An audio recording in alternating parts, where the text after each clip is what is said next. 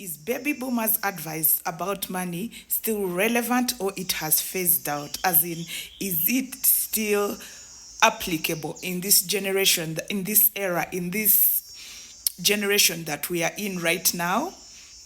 Anyway, those of you that don't know who boomers are, this is short form for baby boomers, and this is simply people who were born after the World War II. These are people who were born between 1946 and 1964. I personally am excited about shooting this video, and now most of you may be asking, how did the name boomers come about? Like after World War II, babies were born, like many babies were born, like the birth rate was so high in that they called that generation baby boomers, or short form you can call it boomers. So is their advice on money still relevant up to today, or it has phased out? Let's get into this video right away. Boomers believed that you should spend wisely, as in live on a budget, as in whatever you do, whatever you spend, live on a budget, and also live within your means. So boomers do not believe in credit cards. They believe that you should spend what you have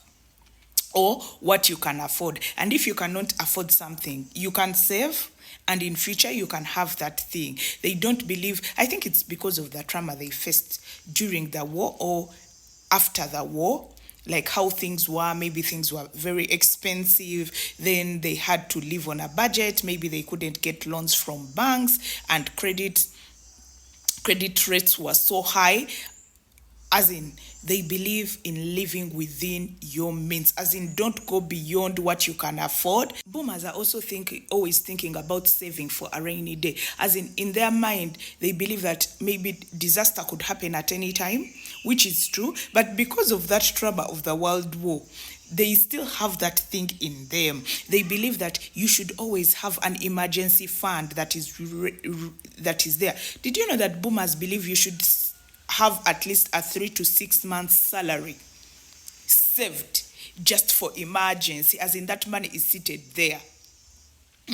They believe it should be there, like disaster can happen anytime, that you should have an emergency fund. Like how do you be there and you don't have an emergency fund?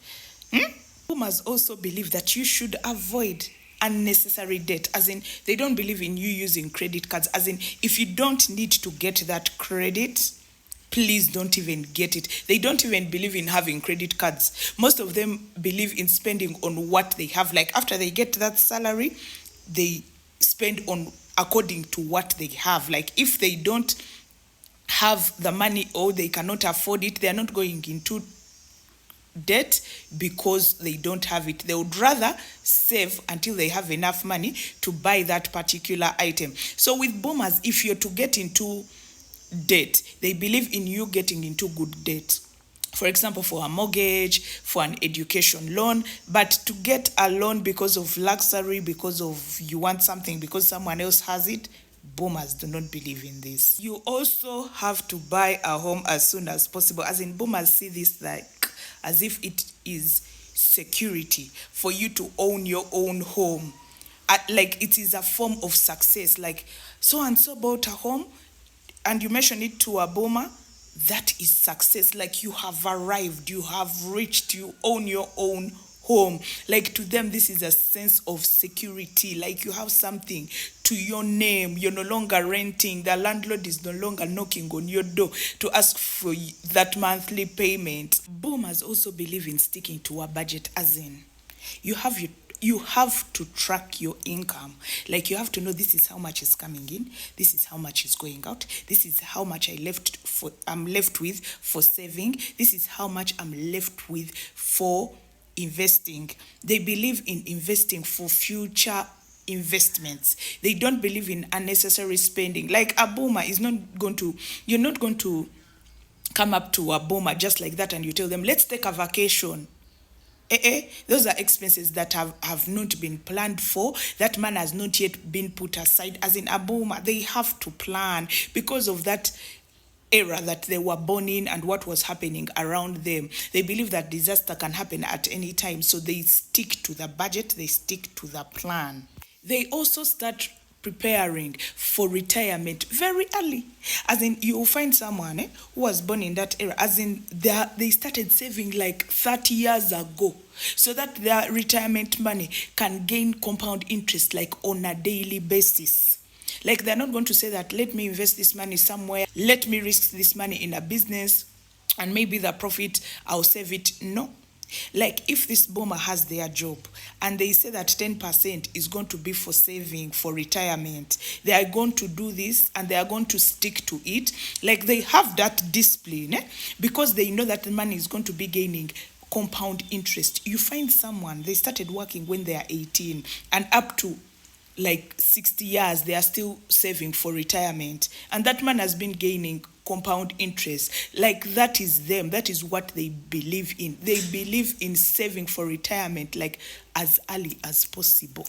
These people also believe in having one steady job, as in have your job, like the career path you took, maybe what you studied for, you like your professionalism, like get paid at the end of the month, deduct this, deduct that.